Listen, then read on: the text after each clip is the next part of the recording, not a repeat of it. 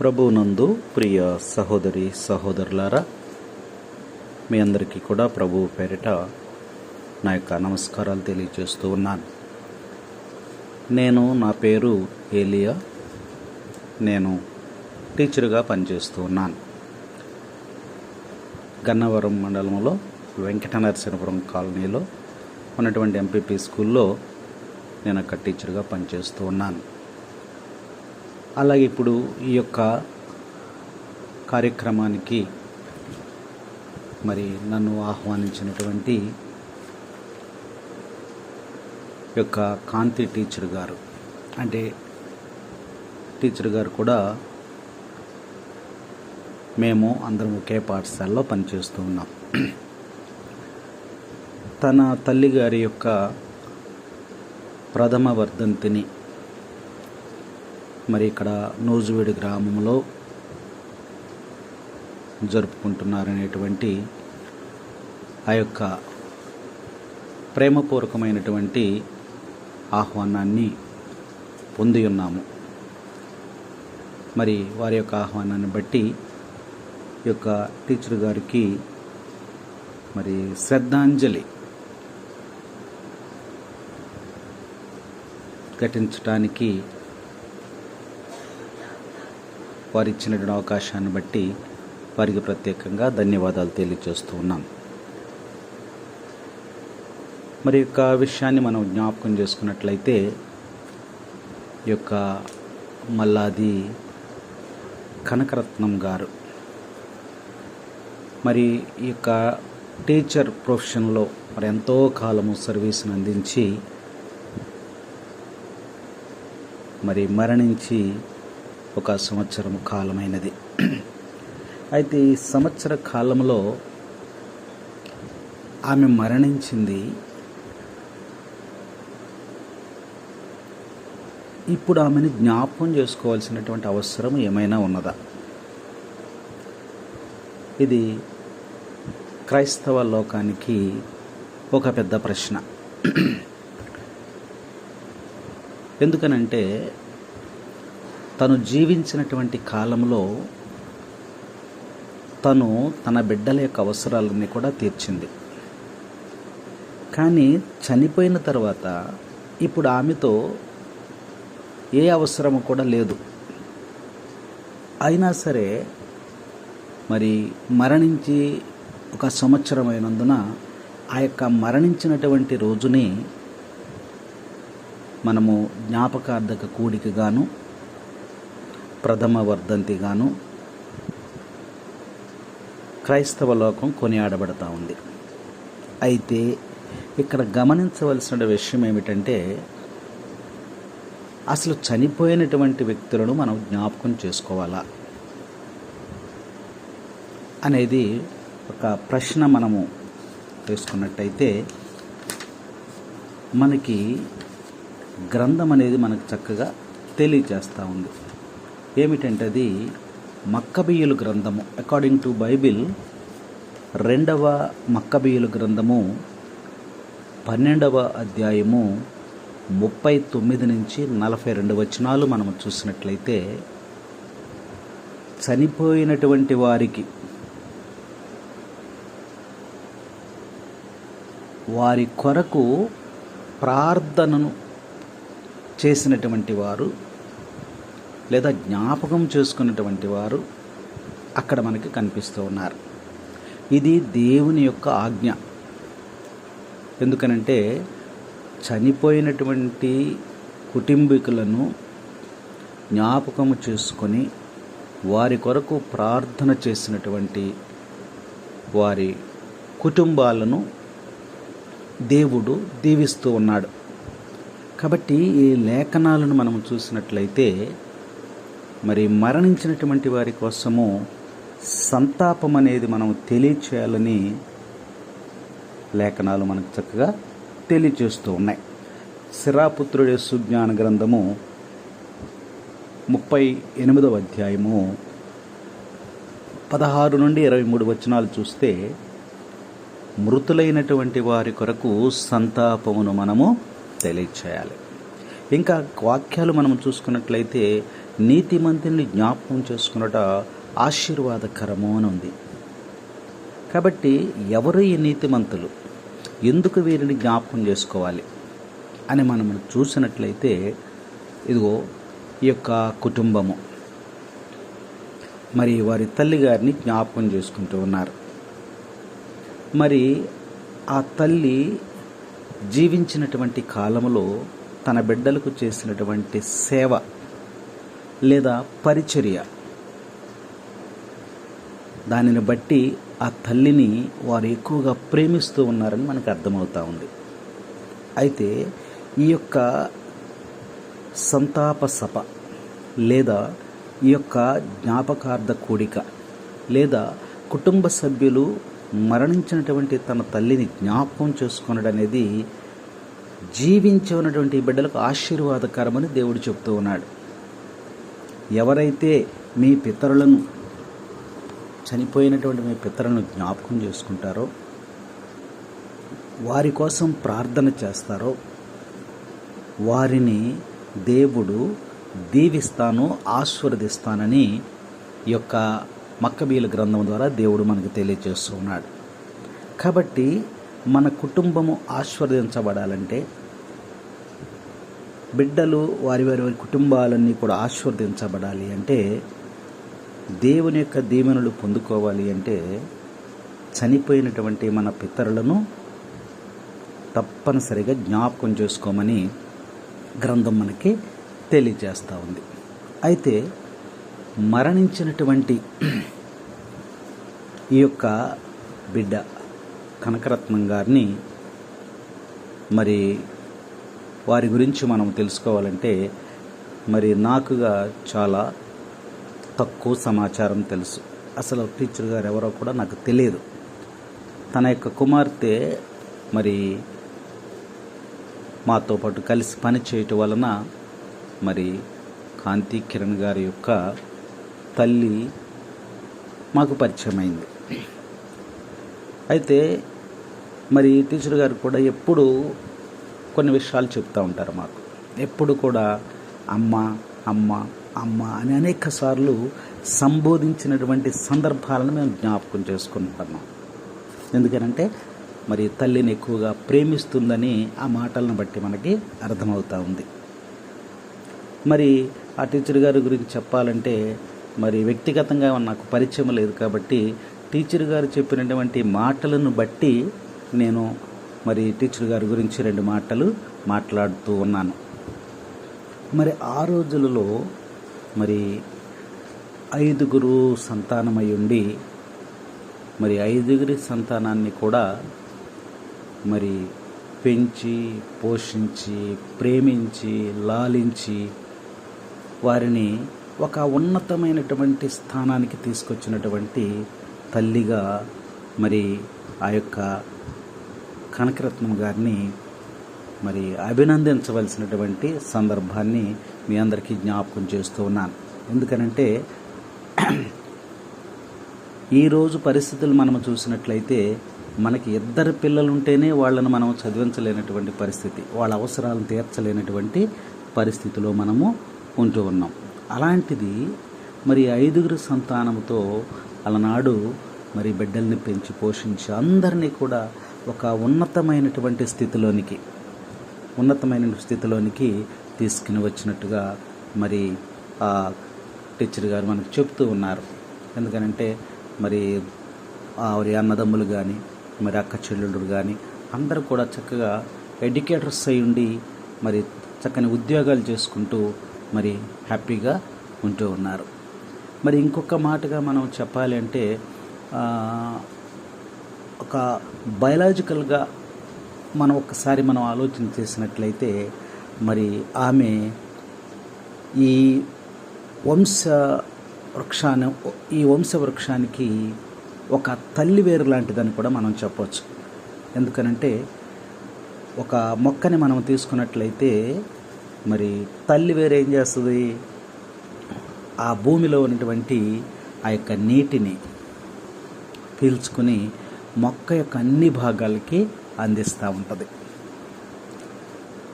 కొమ్మలు, రెమ్మలు, ఆకులు పండ్లు, మరి పువ్వులు, వీటన్నిటికీ కూడా ఈ తల్లి వేరు అనేది ఆ భూమిలో నుంచి ఆ నీటిని, పోషకాలను తీసుకుని పంపిస్తూ ఉంటుంది.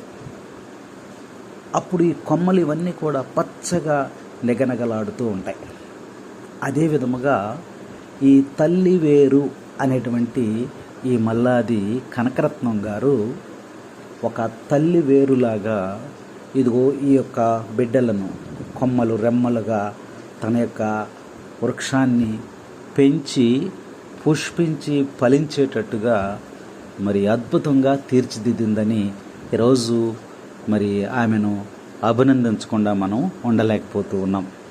ఎందుకనంటే తల్లిదండ్రులు చేసినటువంటి త్యాగమే బిడ్డలకు మరి ఆశీర్వాదకరముగా, దీవెనలుగా కుమ్మరించబడింది. ఆ రోజు ఆ తల్లి త్యాగం చేయకపోతే, క్రమశిక్షణలో వారిని పెంచకపోతే, భయభక్తులలో వారిని పెంచకపోతే మరి బిడ్డలు ఈరోజు ఆ స్థితిలో ఉండేవాళ్ళ? లేదు. అందుకనే ఈరోజు వారి యొక్క తల్లి గారిని మరి సభాముఖముగా మరి అభినందించవలసినటువంటి సమయము, ఆసనమైనదని మీ అందరికీ కూడా నేను తెలియజేస్తూ ఉన్నాను. మరి అలాగే చూసుకున్నట్లయితే మరణించినదని మరి కుటుంబ సభ్యులందరూ కూడా బాధపడుతూ ఉంటారు. మరి కొంతకాలము ఆ దుఃఖం అనేది ఇంట్లో ఎప్పుడు కూడా ఉంటూ ఉంది. అయితే మరణం అనేది అందరికీ కూడా సంభవిస్తుంది.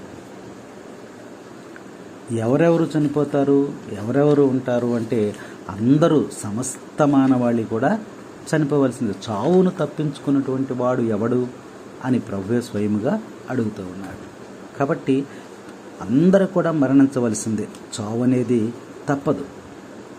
అయితే ఈ చనిపోవటం అనేది ఏంటంటే దీన్నే మరణము అని అన్నాం.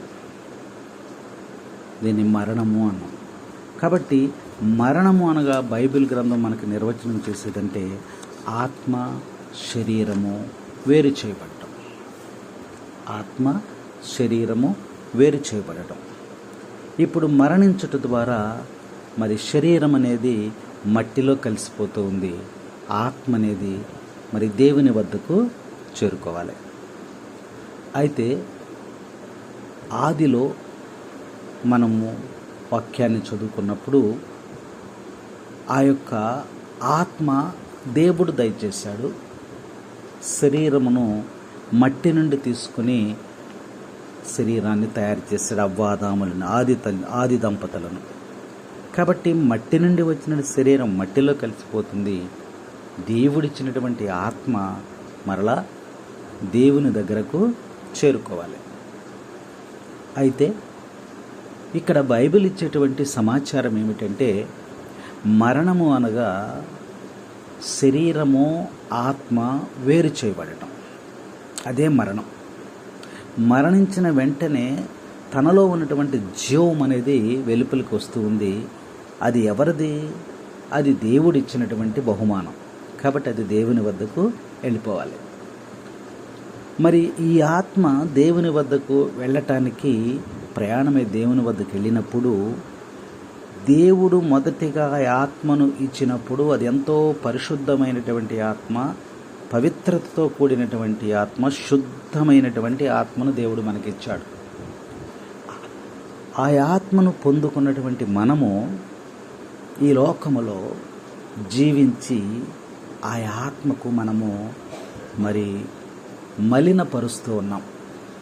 మనము జీవించిన జీవిత విధానమే ఆ ఆత్మ మలినపడుతూ ఉంది.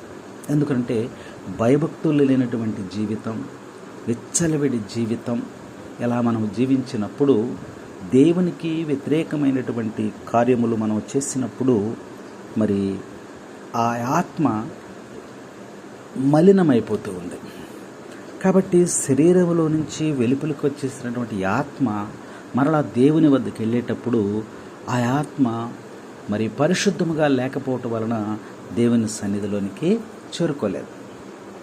అందుకని వాక్యభాగ్యం ఏం చెబుతుందంటే మరణించినటువంటి వారి ఆత్మలు మరణించిన వెంటనే ఎక్కడికి వెళ్తాయంట? పాతాళమునకు వెళ్తాయి. దానిని బైబిల్ గ్రంథం ఏముంటుందంటే ఉద్ధరించు స్థలము అని అంటుంది. ఏమంటుంది అక్కడ? ఉత్తరించు స్థలము. అయితే ఇక్కడ ఈ యొక్క పాతాళములోకి వెళ్ళిన తర్వాత ఈ పాతాళములో ఉన్నటువంటిది ఏమిటంటే శుద్ధి చేసేటువంటి కర్మాగారం అని గ్రంథం చెప్తా ఉంది. శుద్ధి చేసేటువంటి కర్మాగారం అని చెప్తా ఉంది. ఇప్పుడు ఈ పాతాళములోకి వెళ్ళినటువంటి ఆత్మ,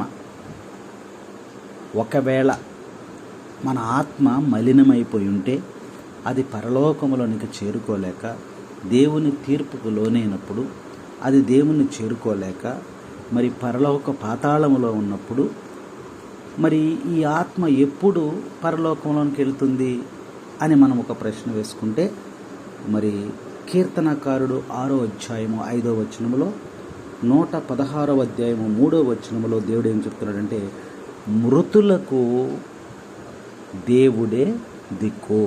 అంటే మృతులు ప్రార్థన చేయటానికి అవకాశం లేదు. కాబట్టి ప్రార్థన చేయటానికి అవకాశం లేదు కాబట్టి మరి ఆత్మలు ఎలా రక్షించబడతాయి అని మనం ఆలోచన చేస్తే ఆ ఆత్మలు అక్కడుండి భూలోకము వైపు చూస్తాయంట. భూలోకం వైపు చూస్తాయి. ఎందువలన? నేను ప్రార్థన చేయటానికి నాకు అవకాశం లేదు, దేవుణ్ణి అడగటానికి నాకు అవకాశం లేదు కాబట్టి నా కుటుంబ సభ్యులు, నా బిడ్డలు, నా భర్త, నా కుమారులు, నా కోడండ్రు, నా కుమార్తెలు, నా అల్లుళ్ళు, నా మనవలు మనమరాళ్ళు, నా కుటుంబ సభ్యులు ఎవరైనా నా కోసము ప్రార్థన చేస్తారేమో అని అక్కడ ఉన్నటువంటి ఆత్మలు మరి ఎదురు చూస్తూ ఉంటాయని లేఖనం మనకు తెలియజేస్తూ ఉంది. అందుకనే చనిపోయినటువంటి వారి కోసము మనము ప్రార్థన చేయాలి. కాబట్టి చనిపోయినటువంటి వారి ఆత్మల కోసము మనము చేసేటువంటి ప్రార్థనని మరి దేవుడు ఆలకించి వారు చేసేటువంటి చిన్న చిన్న తప్పులని కూడా క్షమించి వారిని ఆ యొక్క ఉత్తరించు స్థలము నుండి మరి పరలోకములోనికి, నిత్య జీవములోనికి ప్రభువు తీసుకుంటాడని ఈ యొక్క బైబిల్ వాస్తవాలు మనకి తెలియచేయబడుతున్నాయి. అందుకనే యేసుక్రీస్తు ప్రభువు కూడా మరణించినప్పుడు ఆయన ఎక్కడికి వెళ్ళాడు? మరణించిన తర్వాత పరలోకానికి వెళ్ళాడా? లేదు. వాక్యభాగం మనకు తెలియచేస్తూ ఉంది. 1 పేతురు 3వ అధ్యాయము మరి 19వ వచనాన్ని మనం చూసినట్లయితే, యేసు చనిపోయి పాతాళమునకు దిగి 3వ నాడు అక్కడ నుండి చనిపోయిన వారి వద్దకు ఆత్మరూపంలో వెళ్ళి వారికి బోధించను. యేసుక్రీస్తు ప్రభు కూడా మరి సమాధి చేసిన తర్వాత 3 రోజులు ఎక్కడికి వెళ్ళాడు ఆయన? 3వ రోజు తిరిగి లేచాడు అంటున్నాం మనం. ఈ 3 రోజులు ఎక్కడికి వెళ్ళాడు ఆయన? పాతాళంలోనికి వెళ్ళాడు. అంటే ఆత్మలు నివాసం ఉండేటువంటి స్థలము. కాబట్టి ఆ ఆత్మలను అన్నీ కూడా అక్కడ బంధించబడేటువంటి స్థలమును కూడా మనం చెప్పవచ్చు. దాన్నే ఉత్తరించు స్థలము అని మనం అంటూ ఉన్నాం.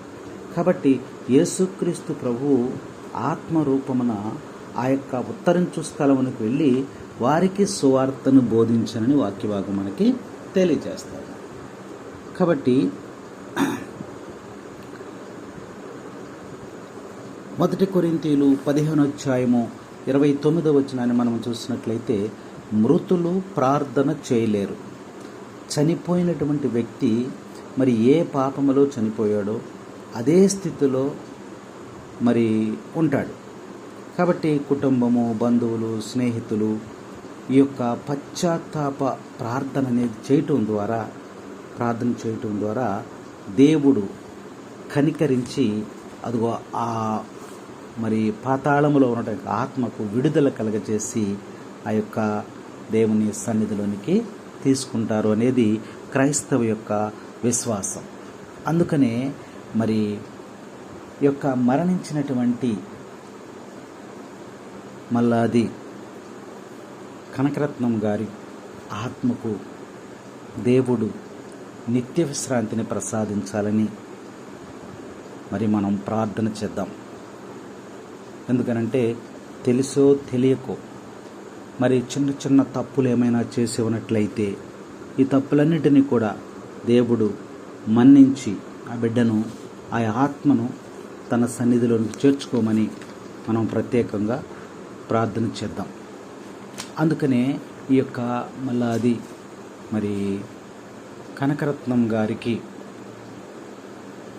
మరియు ఉన్నటువంటి ఆ యొక్క సంతానం బిడ్డలందరూ కూడా మరి ఎంతో ఐక్యతగాను మరి శాంతి సమాధానాలతో మరి ఆ తల్లి యొక్క ఆత్మ కోసము ఈరోజు ఏర్పాటు చేసినటువంటి ఈ కూడిక ఆ బిడ్డను పరలోకములోనికి చేర్చే విధముగా ఉండాలని ఆశపడుతూ మరి ప్రభువుని మనమందరం కూడా ప్రార్థన చేద్దాం.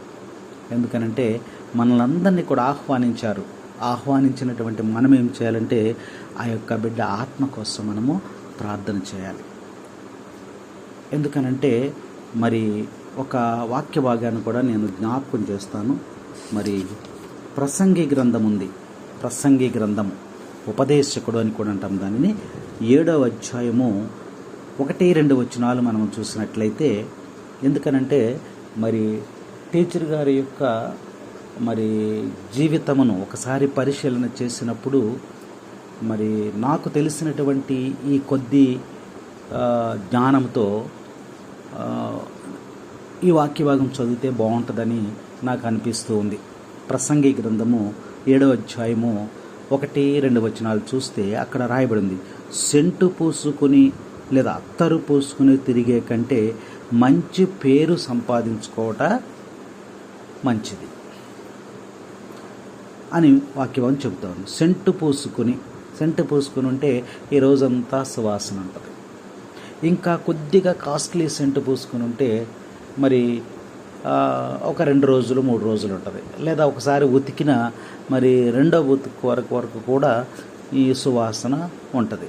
కానీ మంచి పేరు సంపాదించుకుంటే అది మనిషి చనిపోయినా సరే అది ఎప్పుడు కూడా మన సమాజంలో ఆ పేరు నిలిచి ఉంటుంది. అందుకనే ప్రభువు లేఖనాల్లో మనకి ముందుగానే తెలియజేశాడు, సెంటు పూసుకొని లేదా అత్తరు పూసుకొని తిరుగుట కంటే మంచి పేరు సంపాదించుకోవట మంచిది అని వాక్య భాగం మనకి బోధిస్తుంది. అలాగే టీచర్ గారు మంచి పేరు, ఒకళ్ళిద్దరు మా స్కూల్లో మరి శివప్రసాద్ గారు అని మాస్టర్ గారు ఉన్నారు. వారి సతీమణి గారు గన్నవరంలోనే మరి సుందరయ్య నగర్ కాలనీ స్కూల్లో టీచర్గా పనిచేస్తూ ఉంటారు. మరి ఆమె ఫస్ట్ అపాయింట్మెంట్ అప్పుడు మరి కనకరత్నం గారు పనిచేసేటువంటి స్కూల్లో ఫస్ట్గా ఉద్యోగం వచ్చింది ఆమె. వచ్చినప్పుడు మరి కనకరత్నం గారు ఒక హెచ్ఎంగా ఉంటూ, ఒక సీనియర్ టీచర్గా ఉంటూ, మరి కొత్తగా వచ్చినటువంటి మరి ఆ టీచర్ గారిని మరి ఆహ్వానించటం కానీ, లేదా ఒక తల్లి తన బిడ్డలను ఏ విధంగా ప్రేమిస్తూ ఉందో, ఆదరిస్తూ ఉందో ఆ విధముగా వారిని హక్కున చేర్చుకొని, అంటే తోటి ఉద్యోగస్తురాలు అని కాకుండా, ఎవరో వచ్చారు వెళ్ళారని కాకుండా, తన బిడ్డగా వారిని ఆదరించి చక్కగా మరి కొత్తగా ఉద్యోగం వచ్చిన వారికి నేర్పించి వారిని చక్కని బాట వేసినటువంటి టీచర్ గారు మరి ఒక మంచి పేరు సంపాదించిన టీచర్ గారని మనం చెప్పాలి. ఎందుకంటే వారి మాటల సందర్భంలో కూడా వారు తెలియచేయటం కూడా జరిగింది. టీచర్ గారు మమ్మల్ని ఎంతో బాగా చూసేవాళ్ళు, చక్కగా మమ్మల్ని ప్రేమించేవాళ్ళు, మాకేం కావాలని అలా అని చక్కగా చెప్పేవాళ్ళని వాళ్ళు చెప్పినటువంటి సందర్భాన్ని జ్ఞాపకం చేసుకుని ఈ మాటలు మీకు తెలియజేస్తూ ఉన్నాను. కాబట్టి ఒక మంచి పేరు కలిగినటువంటి వ్యక్తిగా మన సమాజంలో జీవించాలి. అలాగే ఇప్పుడు మళ్ళీ మరి ఆ యొక్క కనకరత్నం టీచర్ గారు మరి మంచి పేరు సంపాదించుకున్నటువంటి వ్యక్తి అని నేను అనుకుంటూ ఉన్నాను. ఎందుకనంటే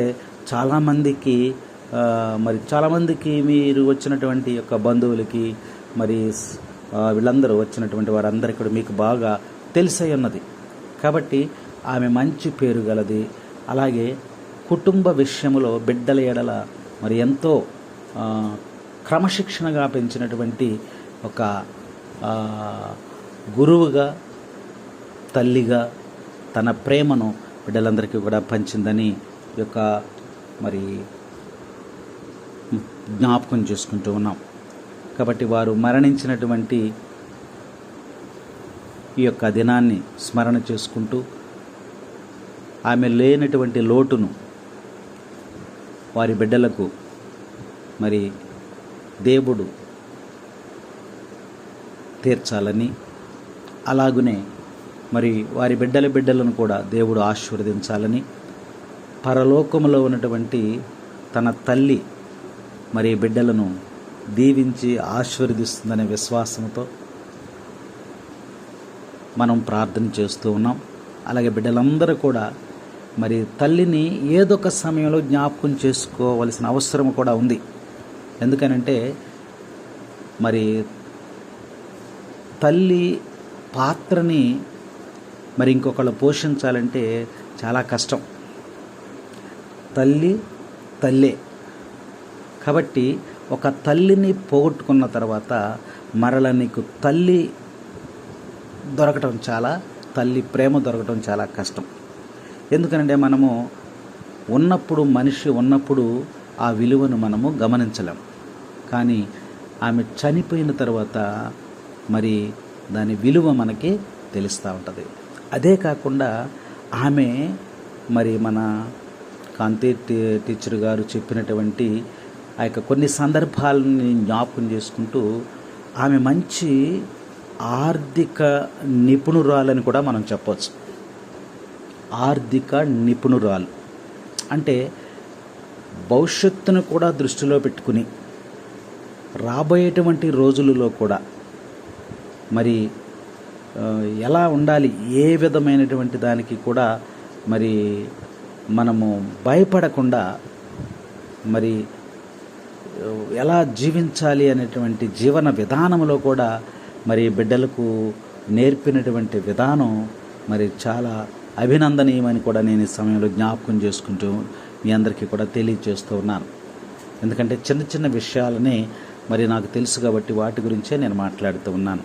కాబట్టి ఈ యొక్క మరణ సమయాన్ని జ్ఞాపకం చేసుకోవటం అనేది దుఃఖమే, బిడ్డలందరికీ కూడా దుఃఖమే కలుగుతుంది. కానీ ఆమె మనందరికన్నా ముందుగా దేవుని సన్నిధిలో నీకు చేరుకుంది. రేపటి రోజున మనందరం కూడా అక్కడికి చేరవలసిన వారమై ఉన్నాము.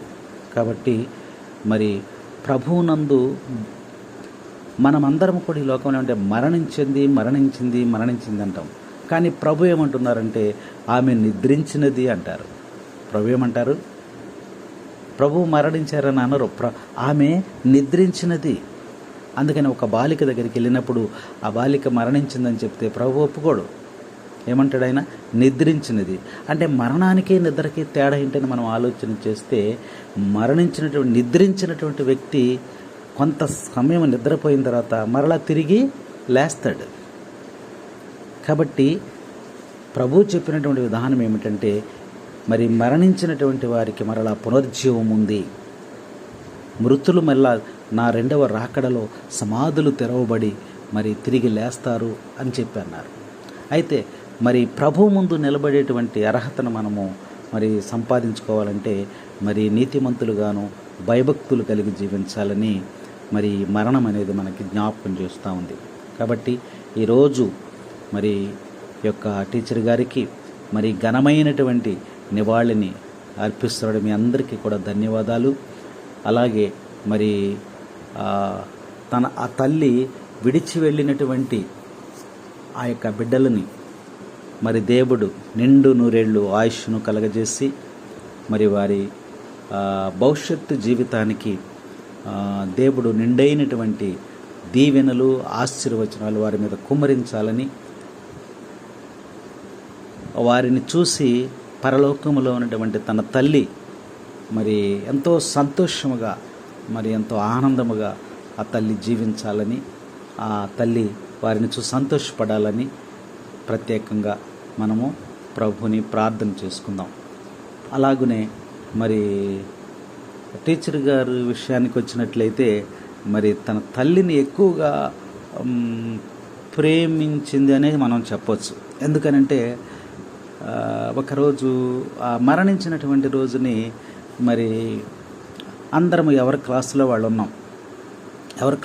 ఉన్నప్పుడు ఒక్కసారిగా ఆ క్లాసులోంచి టీచర్ గారు బోర్ నేడిచేస్తుంటే ఏమైంది, ఇప్పుడు వరకు బాగానే ఉన్నారని క్లాసులో ఉన్న పిల్లలు గబగబా పరిగెత్తుకుని పక్క క్లాసులోకి, మా క్లాసులోకి వచ్చి సార్ మరి టీచర్ గారు ఏడుస్తున్నారంటే ఏమైందని గబగబా మేము అక్కడికి వచ్చేసరికి క్లాస్ మధ్యలో కూర్చొని ఏడుస్తున్నారు.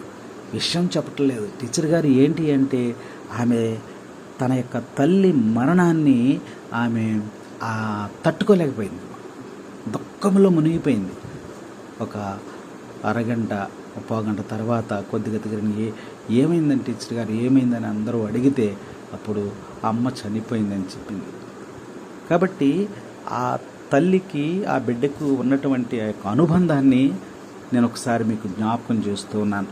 కాబట్టి ఆ తల్లి జ్ఞాపకాలు ఎలా ఉండాలి, మరి బిడ్డల్ని ఎలా పెంచుకోవాలి, బిడ్డల్ని ఎలా చదివించుకోవాలి, తను గురువుగా మరి బిడ్డలకు కూడా చక్కగా నేర్పించి ఆమె తన బాధ్యతను మరి సక్రమంగా నెరవేర్చిందనేటువంటి విషయాన్ని నేను జ్ఞాపకం చేస్తూ ఉన్నాను. ఎందుకంటే తల్లిదండ్రులుగా మరి తన బిడ్డలను తీర్చిదిద్దవలసిన అవసరం ఉన్నది. ఎందుకంటే తల్లి క్రమశిక్షణగా జీవించినప్పుడు మాత్రమే ఆ కుటుంబం అంతా కూడా దీవించబడతా ఉంది. ఆ కుటుంబం అంతా కూడా ఒక క్రమశిక్షణలో పెరిగి పెద్దవారై ప్రయోజకులు అవ్వటానికి అవకాశం ఉంది. అందుకనే మరి బిడ్డలందరూ కూడా ప్రయోజకులయ్యి మరి ఈ సమాజంలో ఒక గౌరవప్రదమైనటువంటి ఉద్యోగాలు చేసుకుంటూ జీవిస్తూ ఉన్నారంటే మరి ఆ తల్లి యొక్క ప్రణాళిక ఎంత గొప్పగా ఉందో మీకు మరొకసారి జ్ఞాపకం చేస్తూ ఉన్నాను. కాబట్టి ఆ తల్లి మరణించినటువంటి ఈ రోజుని మరలా ఒకసారి జ్ఞాపకం చేసుకుంటూ మరి నీతిమంతుని జ్ఞాపకం చేసుకున్నట మనకు ఆశీర్వాదకరమైన దేవుని వాక్యాన్ని జ్ఞాపకం చేసుకుంటూ ఆమెను జ్ఞాపకం చేసుకోవటం వలన దేవుడు మనల్ని దీవిస్తున్నాడు అనేటువంటి విశ్వాసంతో మరి ఆ యొక్క బిడ్డకు దేవుడు మరి శాంతిని తన ఆత్మకు నిత్య విశ్రాంతిని ప్రసాదించాలని, పరలోకములను చేర్చుకోవాలని ప్రత్యేకంగా మనం ప్రార్థన చేస్తున్నాను. అలాగే మరి ఆమెకి ఈరోజు ఘనమైనటువంటి నివాళులు అర్పించడానికి నాకు వచ్చినటువంటి అవకాశాన్ని బట్టి మరి మరొక్కసారి మరి ఆ యొక్క మల్లాది కనకరత్నం గారికి శ్రద్ధాంజలి ఘటిస్తూ మరి బిడ్డలందరికీ కూడా దీవెనలు దేవుడు కలగచేయాలని ప్రార్థిస్తూ టీచర్ గారికి మరి ఘనమైన నివాళులు అర్పిస్తున్నాను. ఈ అవకాశం నాకు కలగజేసినటువంటి కాంతి టీచర్ గారికి ప్రత్యేకంగా ధన్యవాదాలు తెలియజేస్తూ ఉన్నాను. Praise the lord. Hallelujah, hallelujah. దేవుడు మిమ్మలను దీవించునుగాక. ఆమెన్.